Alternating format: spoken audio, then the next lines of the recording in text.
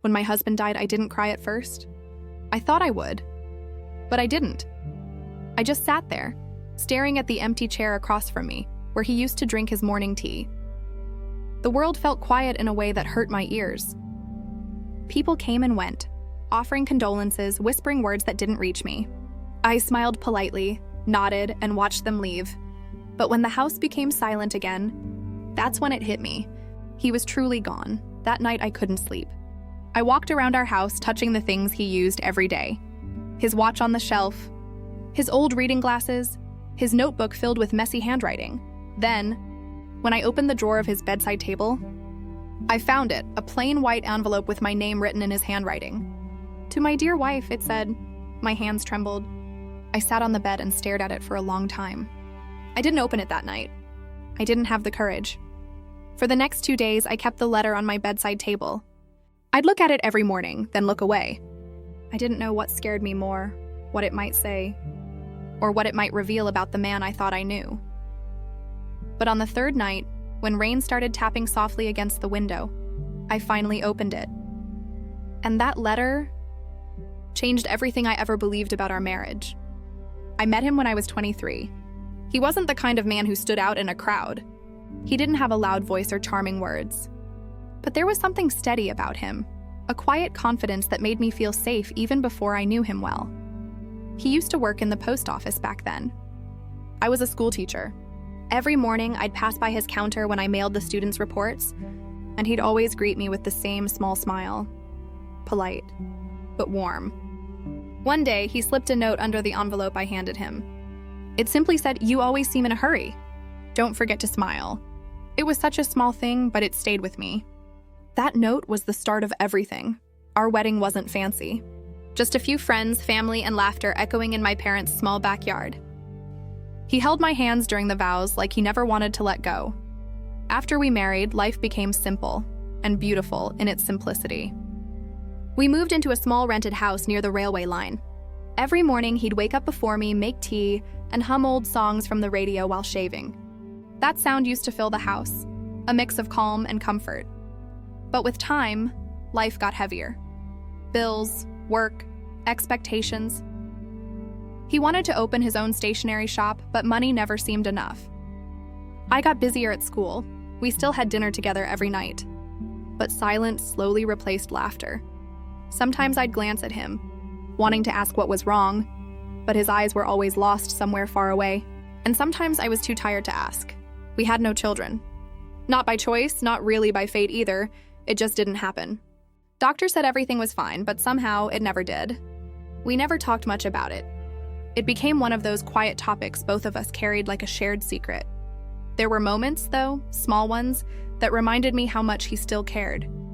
When I'd fall asleep on the sofa, I'd wake up to find a blanket over me.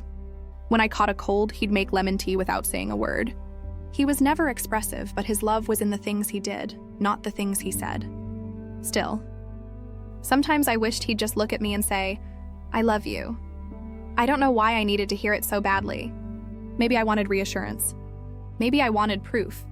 But he was a man of few words, and I was a woman of many expectations. The years passed quietly. We grew older, and so did the silence between us. He worked longer hours. I got promoted at school. We rarely argued, but we also rarely talked.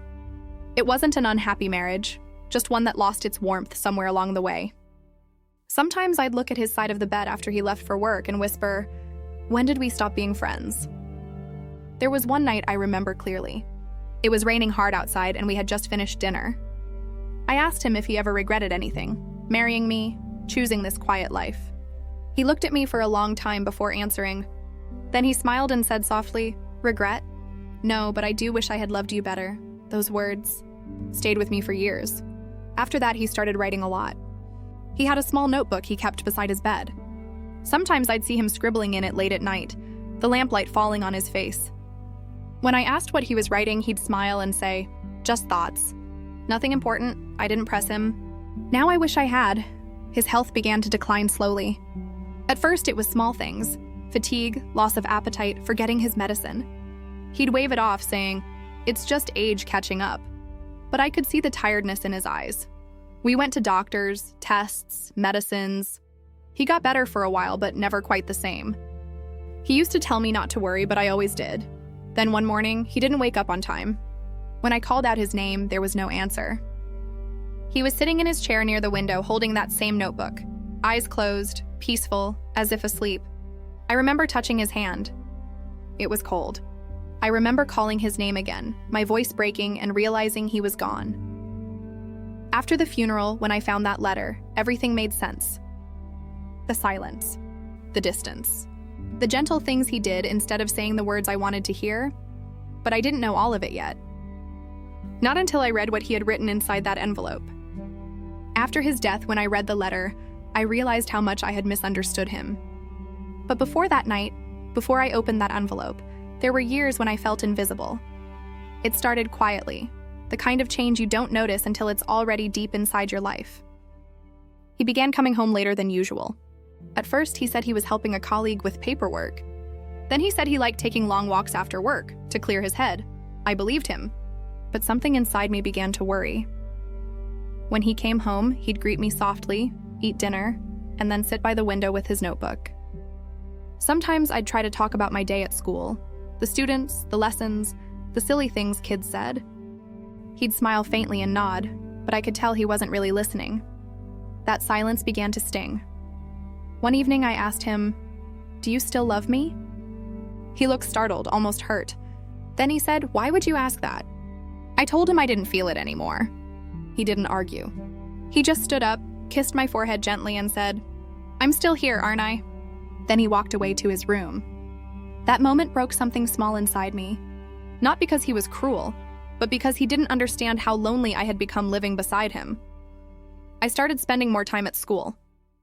I volunteered for extra work, stayed late correcting papers, anything to avoid the silence at home.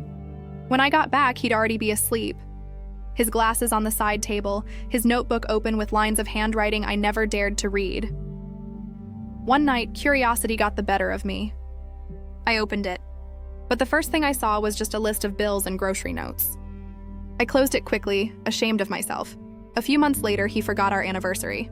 It had never happened before. I spent the day cooking his favorite meal, setting the table with candles. When he came home, he looked tired and distracted. He sat down and said, "You didn't have to cook so much." "I'm not that hungry tonight." I smiled, but my chest felt tight. After dinner, when he finally noticed the date written on the calendar, he whispered, "Oh, I forgot, that was all." No apology, no hug, just silence. I went to bed early that night. Lying in the dark, I stared at the ceiling and wondered if this was what marriage became. Two people sharing a roof but living separate lives. Days turned into months. He started coughing often, but he refused to see a doctor. He said, "It's just the weather," but I could hear the strain in his breath. When I insisted, he snapped gently, "Please stop worrying. You always make small things big." That hurt more than I expected, because all I ever did was worry for him. There were small fights after that. Not loud arguments, just moments that left both of us silent for days. He'd forget to take his medicine. I'd remind him. He'd say I was treating him like a child. Once, I told him, "You never let me in anymore." He sighed and said, "You wouldn't understand what's in my head." I wanted to say, "Try me." But I didn't. Instead, I just walked away. I started writing letters to him, letters I never gave him. In them, I wrote all the things I couldn't say out loud. How I missed our long walks, our laughter, the way he used to wait for me after school. I kept those letters hidden in a box under my bed. Now I wonder if he ever found them. Then came that winter, the coldest I can remember. He stopped going to work for a few weeks. The doctor said he needed rest. I stayed home with him, made soup, kept him warm. For the first time in months, we talked again. Small conversations, but real. He told me stories from his youth about how he used to write poetry before we married. I was surprised. I never knew that side of him. When I asked why he stopped writing, he smiled weakly and said, "Because I started living instead." For a few days, it felt like old times. He'd ask me to read aloud from the newspaper. He'd laugh at the little jokes I made.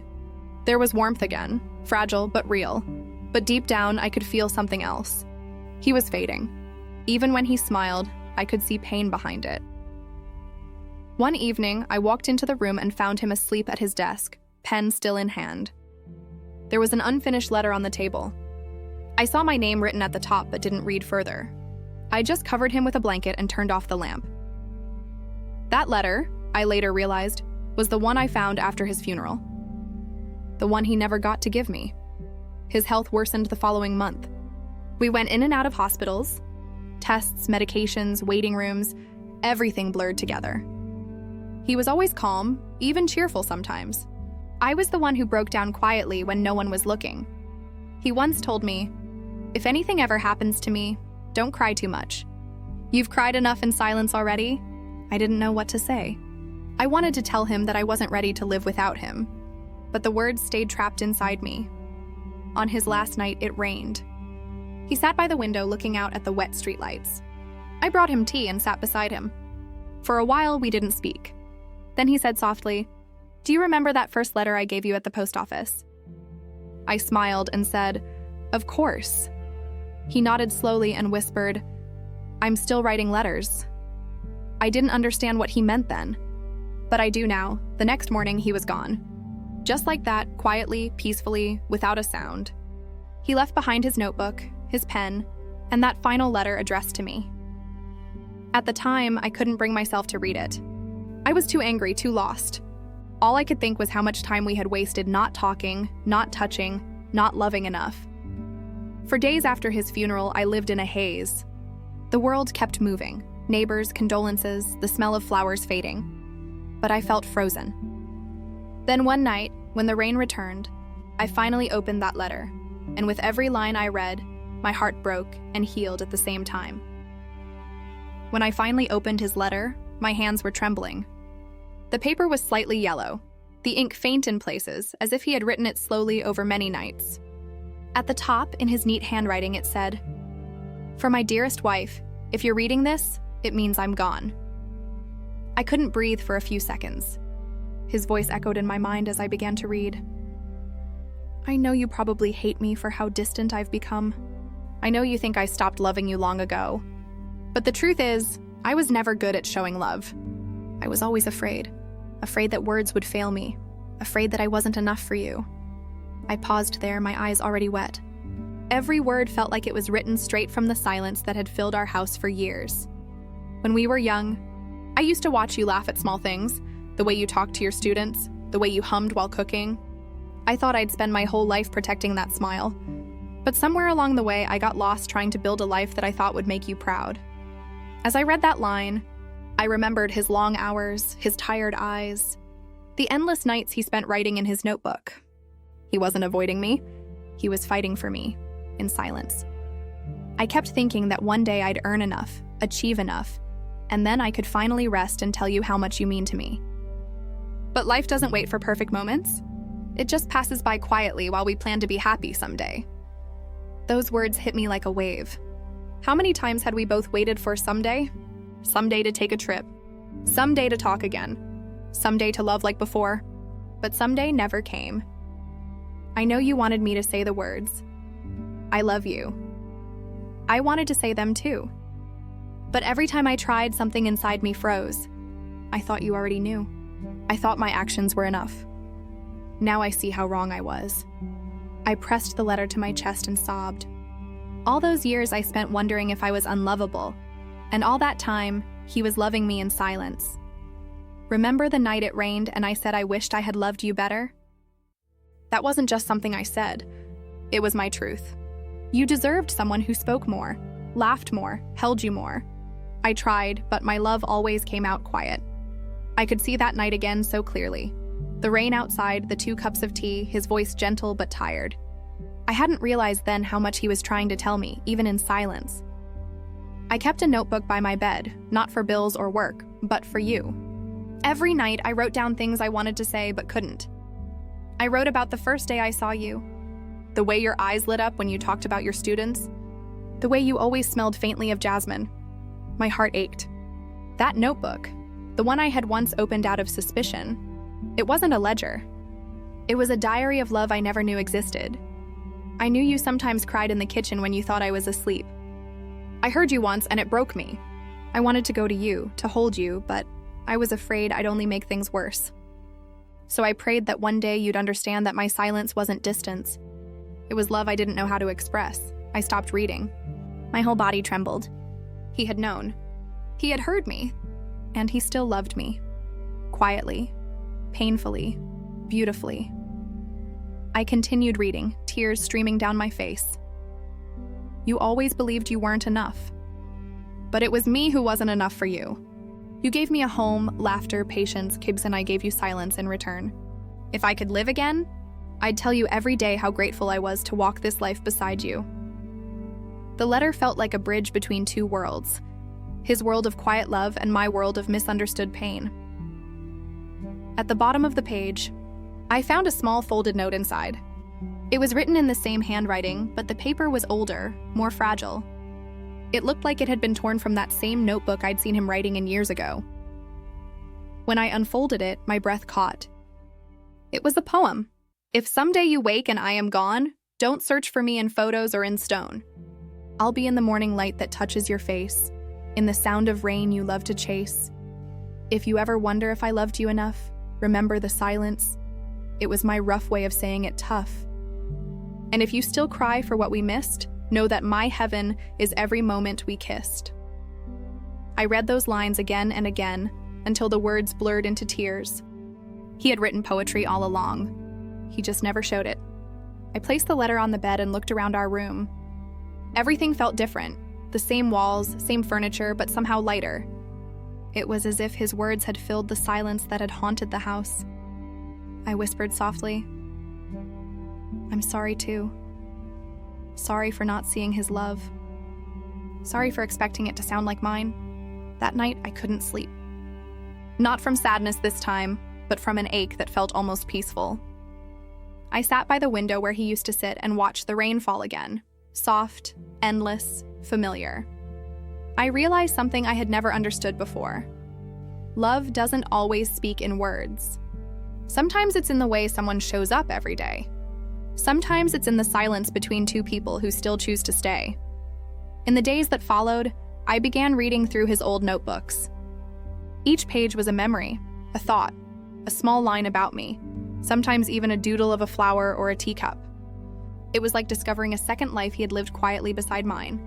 One entry said, "She thinks I don't notice when she looks at me. But I do, and I wish I could tell her that her eyes still make me forget the world." Another said, "I'm not afraid of dying. I'm afraid of leaving her thinking I didn't love her enough." By the time I closed the last notebook, my tears had dried. In their place, there was a strange kind of peace, a quiet acceptance that love doesn't always need to be spoken to be real. That night, I placed the letter in a small wooden box with his watch and glasses, the things he used every day. Then I whispered, "Thank you for loving me in your way." The next morning, the house felt different. Not silent, but calm, like the walls had finally exhaled after holding so much sorrow. I made tea for one, the way I always did. But this time, it didn't feel lonely. For the first time in months, I opened the windows wide and let the sunlight in. The dust danced in the light like tiny, forgiving spirits. It felt like he was there, not haunting the house, but resting in it. Days passed, and I started to move through the world again. I walked to the park where we used to sit on Sundays. The bench was the same, though the paint had started to peel. I sat there for hours, watching children play, couples argue, birds scatter and return. I thought of all the small things I had once ignored. The sound of wind, the color of evening light, the way laughter drifts from strangers. He would have loved this, I realized. He always found beauty in quiet places. So I started writing, not because I wanted to forget, but because I wanted to remember differently. Not through pain, but through gratitude. At first, I wrote letters to him, just small notes. "I made your favorite soup today. The jasmine plant finally bloomed again. I miss your quiet jokes." It felt strange, but comforting. Like our conversations hadn't really ended, they had only changed form. One afternoon, while cleaning his old study, I found something I hadn't seen before, an unfinished painting. It was of the sea. Half the canvas was blank, as if he had never found the right color for the waves. I sat there for a long time, brush in hand, wondering if I should finish it. But then I smiled. He wouldn't have wanted it finished. Some things are meant to stay incomplete, like a love that never truly ends. As weeks turned into months, people around me began to notice the change. My neighbor said, "You're smiling more these days." I hadn't realized it until then. It wasn't joy exactly, more like peace finally finding its place. One evening, I visited his grave. I brought jasmine flowers, his favorite, and the letter he had written me. I didn't cry this time. Instead, I sat beside the stone and read his poem out loud, softly, like a prayer. If someday you wake and I am gone, my voice didn't tremble anymore. The sun was setting behind the trees, painting everything in gold. "I forgive you," I whispered. "And I hope you forgive me too." The wind picked up just then, scattering petals across the grass. It felt like an answer. That night, I dreamed of him. He was sitting on the same park bench, smiling. No words, no distance. Just that calm smile that used to frustrate me when I wanted him to speak. But now, it made perfect sense. In the dream, he looked at me and said only one thing. "You finally heard me." When I woke up, my pillow was wet with tears, but I was smiling. I decided to do something I had never done before, share his story. Not the sad parts, but the beautiful ones. I started writing a small column for the local paper titled "Letters I Never Sent." Each week, I wrote about love that speaks in silence, about people who mean more than they ever say. Readers began to respond. Some wrote to tell me they started talking more with their partners. Some said they forgave someone they hadn't spoken to in years. It made me realize that grief doesn't end, it transforms. It becomes something softer, quieter, something that walks beside you instead of crushing you. And if you listen closely, it even teaches you how to love better. One day I visited my old classroom, the one I left when he got sick. The principal hugged me and said, "We still talk about you here." I smiled, holding back tears, and said, "Maybe I'll come back." And I did. The next month, I returned to teaching. Standing before a room full of young faces, I felt alive again. I told my students that words matter, but silence does too if it comes from love. Every evening after class, I'd stop by the park bench again. I'd sit there watching the sunset the same way he once did. Only now I didn't feel alone. I'd whisper quietly, "I'm still writing to you." And in the rustle of the leaves, I could almost hear him say, "And I'm still listening." That night, before going to bed, I placed his letter back in its box. Then I added my own beside it, a letter I had written for him. It said simply, "Thank you for teaching me that love doesn't end when life does. It just changes shape." I closed the lid gently and turned off the light. As I lay in bed, I felt the cool breeze drift through the open window. The night was quiet, not empty, not sad, just quiet. And for the first time since he'd gone, I felt whole. It's been a year since I found that letter, a year since I opened the envelope that changed how I see love and life itself. Sometimes I still wake up expecting to hear his footsteps in the hallway. Sometimes I still set 2 cups of tea by habit, but instead of sadness, it makes me smile now. It reminds me that love leaves traces, in sounds, in smells, in morning routines, and those traces never really fade. I've learned that grief doesn't disappear. It softens. It becomes a companion instead of a wound.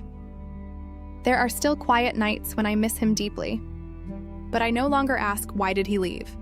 I ask, "What did he leave behind?" And the answer always feels the same: love, patience, and understanding I never knew he had. One Sunday afternoon, I went back to the sea, the place he always wanted to visit again. The waves were gentle that day, soft and endless, just like his handwriting on that letter. I stood at the shore and whispered, "You were right. Love doesn't need words." I took a handful of jasmine petals and let them go into the water. They floated away slowly, as if they knew where to go. Sometimes I think about what I'd say to him if I could have one more conversation. I wouldn't ask him anything.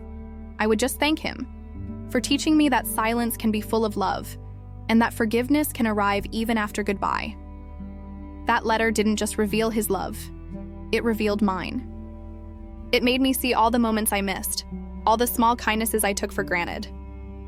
And now when I look back, I realize he never stopped saying, "I love you." I just stopped hearing it. These days, I keep that letter framed on my bedside table, Not as a reminder of loss, but as a symbol of everything we shared. Imperfect, quiet, real. Whenever life feels heavy, I read one line again and again. If someday you wake and I am gone, remember that you were my home. I think love is like that. It doesn't end, it changes form.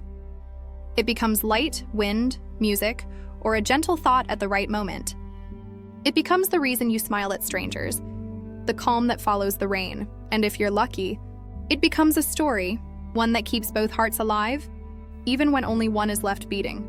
If I've learned anything, it's this. Never wait to say what your heart feels, because sometimes love is not lost. It's just waiting to be heard before it's too late.